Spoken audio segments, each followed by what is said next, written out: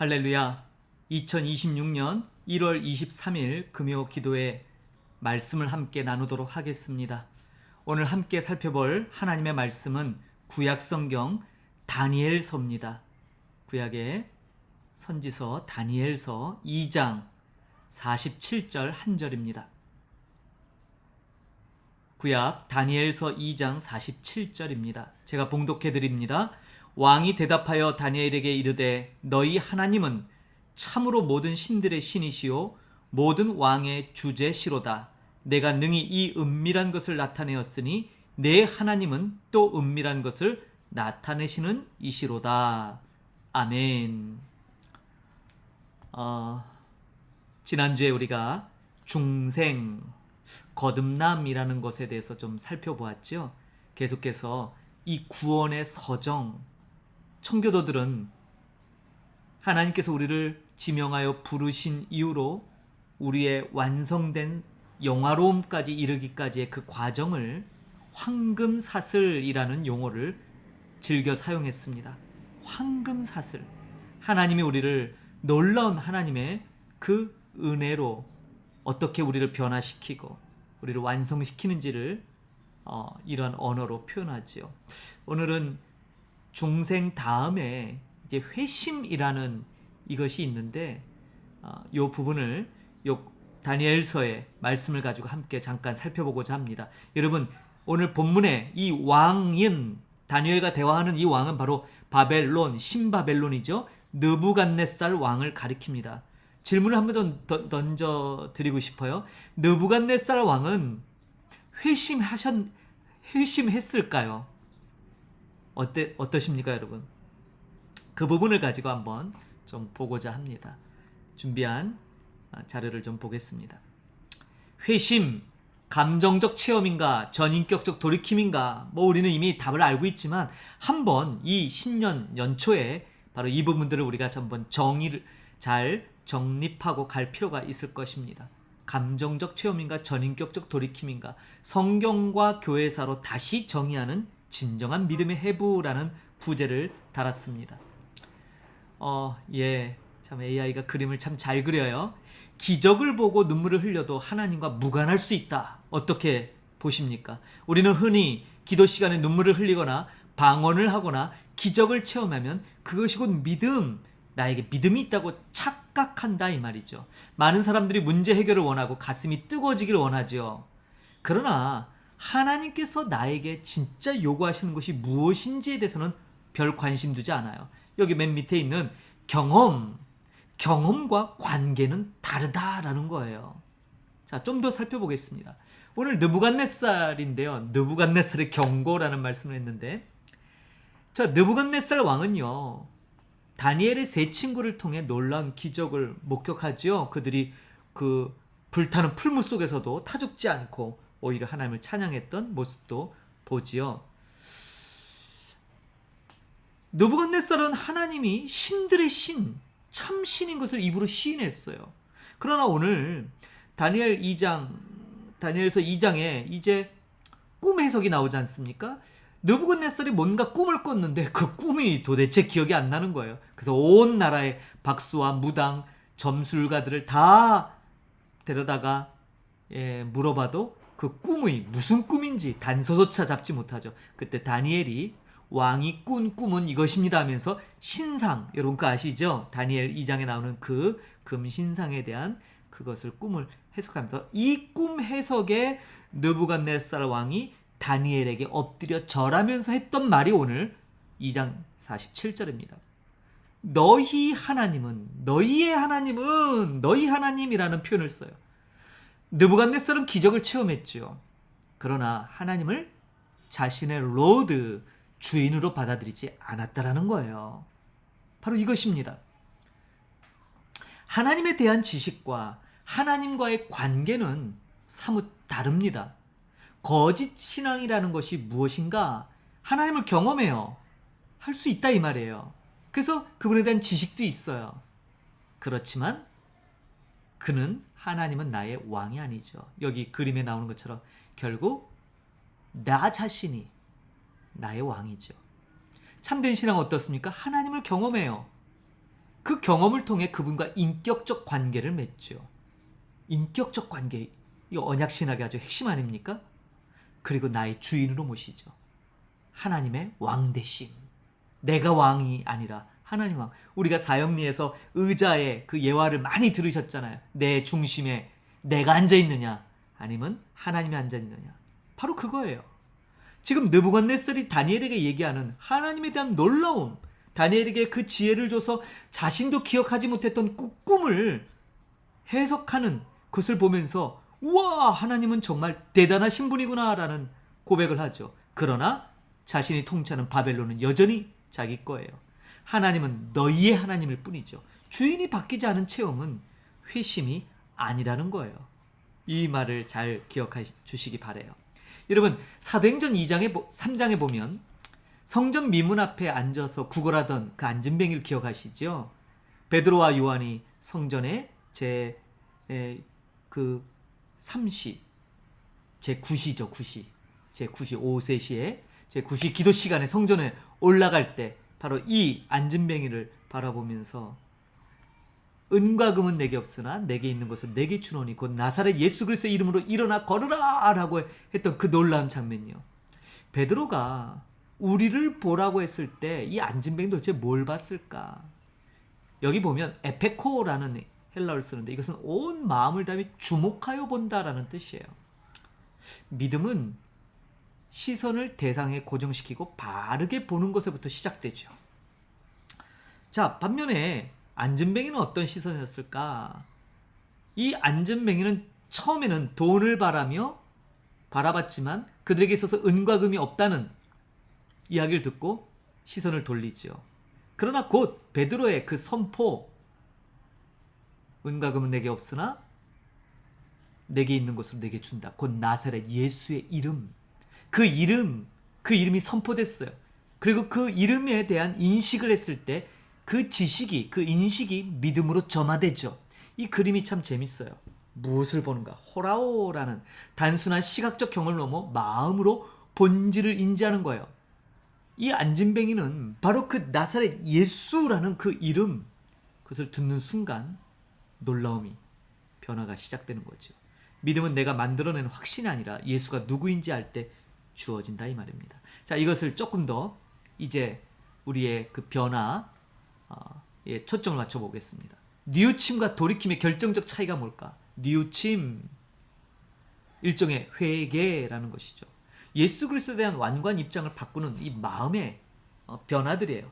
자신의 죄를 깨닫는 지적 정서적 반응, 여기 지금 뇌의 그림에 리셋이라고 하죠. change of mind, 마음을 바꾸는. 보통 사람들이 이것을 혼동합니다. 그러나 회심이라는 건 뭐예요? 실제적으로 하나님께 돌아서는 행위를 가리켜요. 180도가 바뀌는 거죠. 죄로 인해 떠났던 관계를 다시 회복하고 그분을 따르는 삶. 그래서 용서는 법적 무죄 선언을 넘어 친밀한 사귐을 위한 것이다 라는 거예요. 참 저는 이 표현이 굉장히 마음에 듭니다. 새롭게 되는 날, 사도행전 3장에 보면 사도 베드로가 그러므로 너희가 회개하고 돌이켜 너희 죄 없이 함을 받으라. 이같이 하면 새롭게 되는 날이 주 앞으로부터 이를 것이다. 오순절 성령 강림 이후에 그런 베드로는 강력한 설교로 주와 그리스도 대신 예수 그리스도를 너희가 십자가에 못 박았다. 그러나 너희가 회개하고 돌이키면 죄사함을 받게 될 것이고 그렇게 되면 새롭게 되는 날이 주 앞으로부터 이를 것이다라는 거예요. 이 새롭게 된다라는 것, 숨을 새롭게 쉬는 것, 쉼을 얻는 것, 유쾌하게 되는 것, 단순한 죄사함의 기쁨이 아니라 주님을 경험하는 지속적인 상태를 가리켜요. 자, 여기서부터 이제 좀 집중해 주세요. 중요한 말씀이에요. 회개하고 돌이킨 자에게 하나님은 그리스도의 영, 성령을 보내시죠. 이게 새롭게 되는 날이에요. 그런데 우리는 회심을 너무 쉽게 생각하고 있죠. 이 그림이 참 재밌습니다. 보통 회심 그러면 그저 영적 기도문 따라 하는 정도로 회심을 생각하지만 전혀 본질이 달라요. 오늘날은 뭐예요? 인스턴트 커피. 물어보면 언제 회심하셨습니까? 물어보면 주로 뭐 수련회에서 감동받아 눈물을 흘렸던 이걸 회심으로 얘기해요. 세례 교육 받고 한 1, 2주 내지는 조금 뭐 길어봐야 3, 4주 혹은 몇 번의 이렇게 가르침을 주는 분과의 만남으로 회심이 이루어졌다고 생각하죠. 그러나 옆에 그림을 보십시오. 성화 없는 칭의. 칭의가 뭡니까? 의롭다라고 선언받는 거죠. 그러나 성화가 없는 칭의는 삶이 변하지 않는 신자가 양성된다 이 말이에요. 지금 이 구도가 무엇인 줄 아십니까? 바로 구원파들이 얘기하는 결정적 잘못이 이거예요. 그들은 칭의를 굉장히 강조합니다. 그러나 그 칭의가 그들에게 일시적인 기쁨을 가져다 줄 수는 있을지 몰라도 이 지속적인 주님과의 깊은 관계에서 항상 계속 끊임없이 채워지는 그 기쁨은 누리지 못한다 이 말이죠. 저는 오늘 우리 목양교회 성도님들에게 바로 이것을 묻고 싶어요. 여러분들 하나님과의 관계로 인한 지속적인 기쁨이 여러분 안에 있으시냐 이 말이에요. 점검하시길 바래요. 자, 초대교회는요 얼마간 검증을 했나? 최소 3년이라 그랬죠. 지난번에 우리가 중생에 대해서도 이 말씀을 드렸는데 최소 3년에서 길게는 5년 동안 세례 교육을 했어요. 정말 회심했는가? 회심을 했다면 삶이 변하고 있는가를 공동체가 지속적으로 봤다고요. 특별히 여기 보면 예배는 누구나 다 드릴 수 있었어요. 그러나 성찬이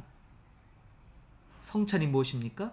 주님의 몸과 피를 마시는 주님과 하나됨을 상징하는 의식이죠. 이 성찬은 세례받은 자만 참여가 가능해요.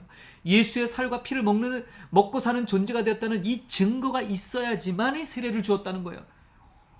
참 이런 면에서 초대교회는 굉장히 엄격했어요. 세례를 베풀기 위해서 진정한 회심이 검증되지 않는 한 세례를 베풀지 않았다라는 거예요. 한번 여러분 자신에게도 물어보세요. 누군가 여러분에게 회심했습니까? 라고 묻는다면 뭐라고 대답하세요? 여기 뒤에 거울 뒤에 나온 것처럼 옛날 수련회에서 그때 막 감동받고 막 눈물 콧물로 뭐 이런 체험이 있습니다. 이것을 회심이라고 얘기하십니까? 아니요. 성경적으로 진정한 대답은 네, 저는 하나님께로 저의 삶의 방향을 돌이켰습니다. 그리고 지금 성화되어져 가는 과정 속에 있습니다. 그것이 증거입니다. 회심은 그래서 과거의 단회적인 사건을 얘기하는 게 아니라 현재 상태이자 내 방향이에요. 하나님께로 돼 있는가? 청교들의 진정한 회심의 3요소를 이 세 가지로 얘기합니다. 첫째, 관계입니다. 기적이나 감정적 체험을 넘어서 하나님을 주인으로, 아까 느부갓네살도 하나님을 경험했잖아요. 그러나 그가 경험한 그 하나님을 그는 왕으로 모시지 않았어요. 너희의 하나님이라고 했잖아요. 그것이 아니죠. 완전한 나의 주인, 나의 왕. 돌이킴 뭐예요? 죄에 대한 뉘우침, 단순히 깨달음을 넘어서 하나님께로 완전히 180도 내가 턴해서 그분께로 가는 행동. 에비덴스라는 이 증거는 뭡니까? 일시적인 고백이 아니에요. 시간 속에서 증명하는 성화. 이 세 가지 요소를 보면 구원파의 주장이 얼마나 허무맹랑하고 단순히 교리적 차이가 아니에요. 그래서 우리는 구원파를 이단이라고 얘기하는 거예요. 그저 우리하고 교리적으로 다른 교파의 차이가 아니라 이단이라고 얘기하는 이유가 바로 이것 때문이에요. 하나님은 그래서 돌이킨 자들, 다른 말로 회심한 사람들을 찾고 계시고 그 돌이킨 자들을 성화를 통해 영화에 이르게 하십니다. 하나님이 회심을 요구하시는 이유는 우리를 정죄하기 위함이 아니라 돌이킨 애들에게 아들을 주시고 복을 얻게 하시는 거죠. 진정한 회심만이 우리를 새롭게 되는 날로 인도합니다. 사랑하는 목양의 성도 여러분, 새롭게 되는 날을 날마다 살고 계시지요? 점검하셔야 돼요. 회개 없이 죄사함만 깨닫거나 돌이킴 없는 용서의 기쁨만으로는 신앙을 지속할 수 없어요. 이게 결정적인 바로 구원파의 오류입니다. 회개 없이 죄사함만 깨달아요.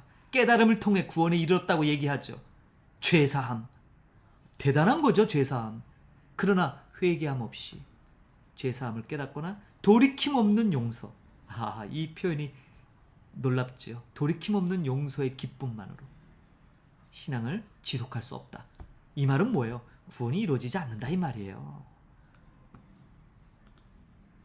어떠십니까? 저는 오늘 다니엘서 2장에 있는 이 느부갓네살 왕이 너희의 하나님이라고 칭했던 이 짧은 문구를 통해 회심이 무엇인지, 성경에서 말하는 진정한 변화, 하나님과 어떻게 가까이 가는지, 이러한 관계성을 한번 이렇게 좀 차트를 통해 살펴봤습니다. 어떠십니까?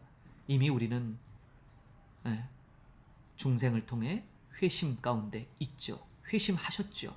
그래서 지금도 그 회심으로 계속 날마다 뭐예요? 돌이킴 가운데 하나님과 깊은 교제를 누리고 계신 줄 믿습니다. 베드로의 표현처럼 새롭게 되는 날이 보좌로부터 임하고 있어요. 어떻게 해요? 성령을 통해.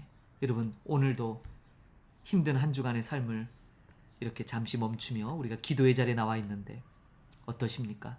주님과 이 깊은, 이것이 정말 힘이 되고 기쁨이 되십니까? 아니면 그저 반복되는 일상 가운데 주의 은혜를 소진하고 잃어버리고 계신 건 아닌지요?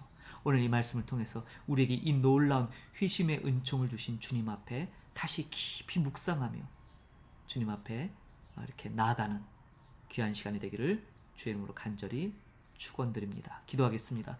하나님 은혜를 감사합니다. 오늘 구약 다니엘서 2장 47절에 있는 말씀, 느부갓네살 왕은 놀라운 하나님의 권능을 직접 경험했고 목격했습니다. 한 번도 아니고 여러 차례 하나님이 신들 중에 참신이시며 온 우주의 주관자이심을 깨달았습니다. 깨달았는데도 불구하고 그는 회심하지 않았습니다. 그 이유는 그 하나님을 자신의 진정한 주인으로 모시지 않았기 때문입니다. 그의 말 속에 너희의 하나님이라는 표현 속에 바로 그것이 보여진 것이죠. 혹시 오늘 우리가 하나님을 믿는다면서도 여전히 내가 주인 돼서 살고 있는 건 아닌지요? 물론 우리 모든 목양의 권속들은 거듭남을 통해 이제 이 회심 가운데 하나님의 놀라운 은혜로 성화의 삶을 살고 있는 줄 믿습니다. 그럼에도 불구하고 늘 마음 한켠에 분명치 않은 꺼림직한 의심과 또 당당하지 못함이 우리의 발목을 잡고 참수하는 사탄의 소리에 우리가 무기력하게 무너질 때도 있습니다. 그러나 성경이 우리의 구원은 나의 믿음, 나의 신앙에 기초한 것이 아니라 하나님께로부터 말미암고 그분에게 기초하고 있음을 우리에게 말씀하십니다. 오늘 이 말씀이 다소 신앙의 권태나 회의에 빠진 자들에게 다시 새롭게 하는 은혜가 있기를 소망합니다. 또한 기존에 이러한 믿음 가운데 있으면서도 뭔가 기쁨 없이 사는 자들에게 베드로 사도가 선포한 것처럼 새롭게 되는 날, 새롭게 되어지는 그 날들을 살고 있는 이 놀라운 기쁨을 다시 회복하는 은혜를 우리에게 부어 주옵소서. 다시금 이 기쁜 이 놀라운 은혜 붙들고 주님 보좌 앞에 나가 간구하며 하나님의 뜻을 이루어드리기 위한 간절한 기도를 올려드리도록 주님 이 시간에도 붙잡아 주시고 은혜 베풀어 주옵소서. 감사드리며 예수님의 이름으로 기도합니다. 아멘. 할렐루야. 감사합니다. 말씀을 마칩니다. 오늘 이 귀한 말씀 주신 것들을 잘 마음에 새겨서 기도 드린 대로 주님의 보좌 앞에 깊이 나아가 그분과의 이 교제, 그분과의 그 관계와 돌이킴, 그리고 끊임없이 이어지는 그 기쁨의 삶을 절대 우리는 놓칠 수 없지요. 이런 은혜를 늘 유지하는 우리 목양의 귀한 권속들 되기를 주의 이름으로 축복드립니다. 다음 주에 다시 말씀으로 만나도록 하겠습니다. 감사합니다.